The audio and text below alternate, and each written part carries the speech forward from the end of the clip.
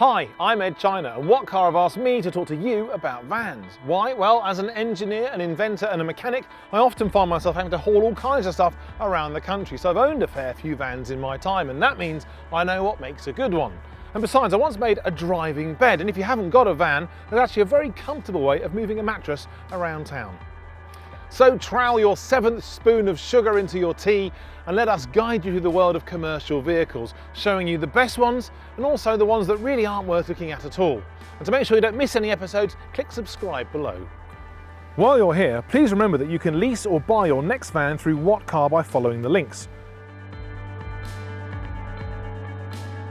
When people think of vans, they think of the Ford Transit, and with good reason.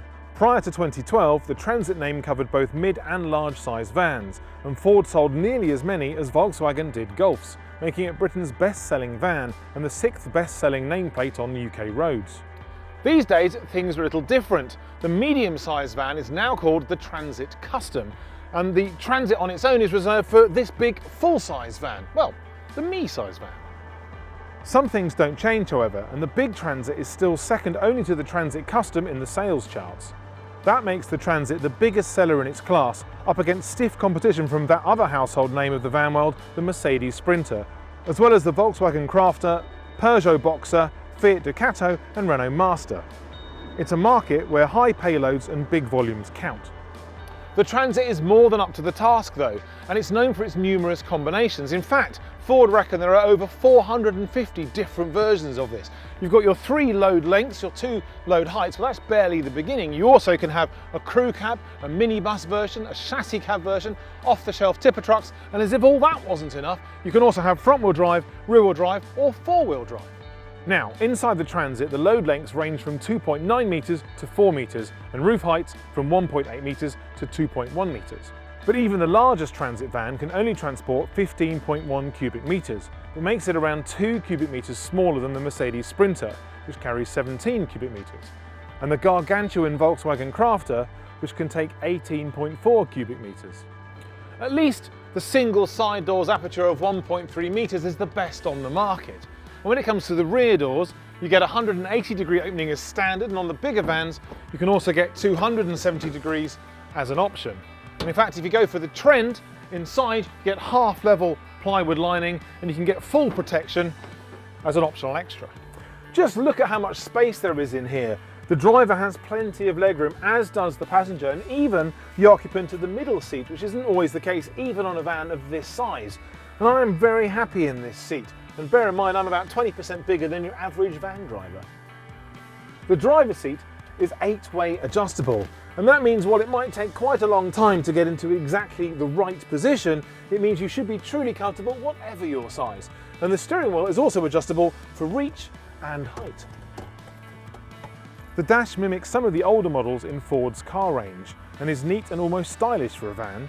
Steering wheel controls, a DAB radio, Bluetooth and USB and auxiliary ports all feature as standard, and you can add air conditioning, sat-nav, automatic wipers and headlights, and parking sensors. Or just order the Trend model, which comes with lots of these bits as standard. Now this full width overhead storage is probably where most of your items are going to end up being stored, but there is also a secret compartment just here underneath the passenger bench down there, and also an even more inconspicuous space just there in the doorway, but not for your phone.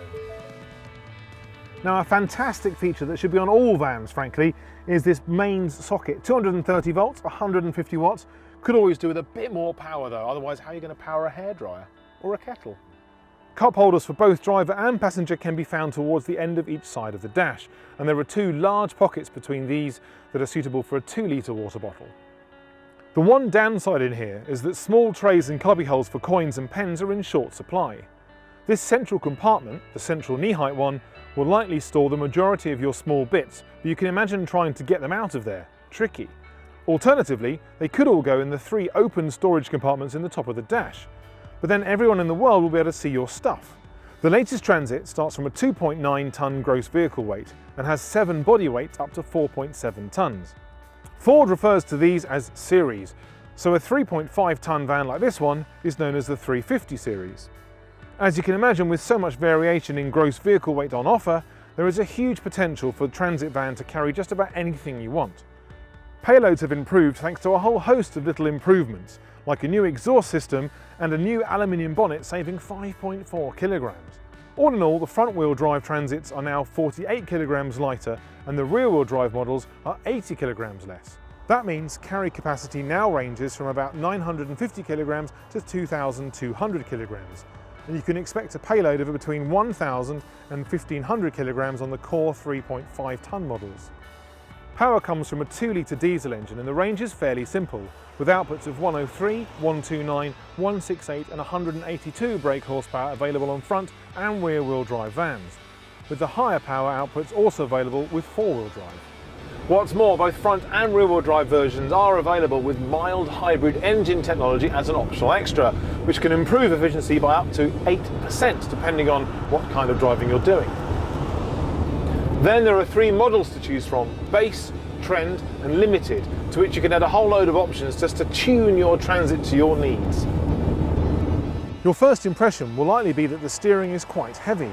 It certainly adds to the feeling that you're driving a big vehicle. But once you get to know it, the Transit is actually a pretty nimble customer.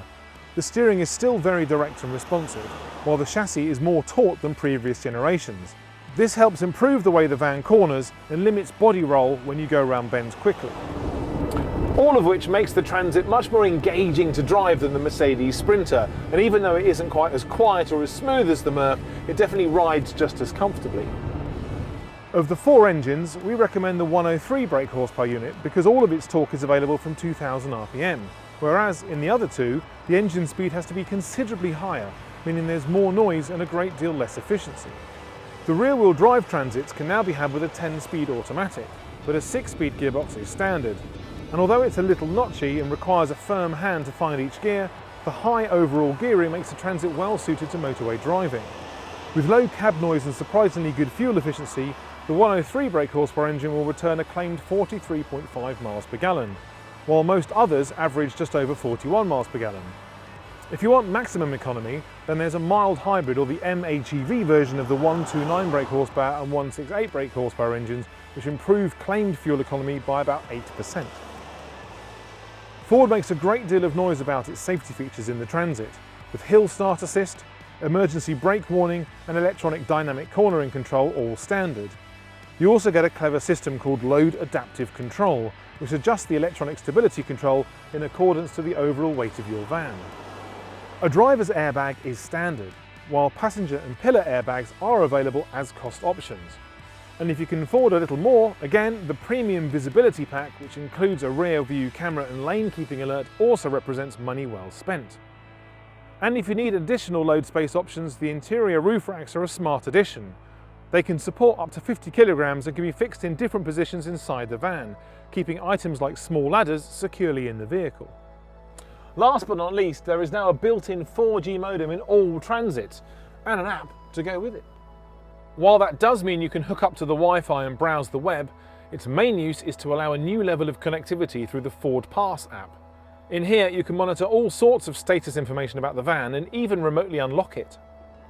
There are plenty of reasons why the Transit is still the best-selling big van out there. It's one of the most flexible vans on the market with a massive range of variants and engines to suit almost any kind of big van need. So while it isn't the biggest van around in terms of load space, it's well equipped, comfortable and offers one of the most engaging and car-like driving experiences out there. This then is a van with the Ed factor, and not to mention the coveted 4-star rating from What Car.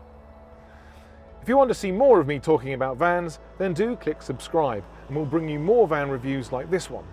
As a rather lovely added bonus, you'll also get to see all of What Car's excellent new and used car reviews as they're posted too. See you next time.